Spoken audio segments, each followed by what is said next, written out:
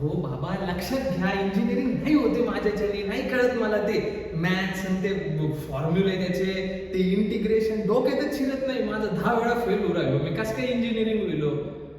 अहो ऐका ऐका, मला आहे ना, आज सांगतो तुम्हाला, मला ऍक्टिंग करायची.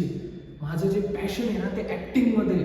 माझ्यावर एकदा विश्वास ठेवा, मी ऍक्टिंग करणार, मी एक उत्कृष्ट ऍक्टर बनवून दाखवेन बाबा. एकदा माझ्यावर विश्वास ठेवा फक्त, प्लीज. अहो अहो ऐका ऐका प्लीज, चिडू नका बाबा, बाबा चिडू. बर बर बर बर बर, सॉरी, चुकलं.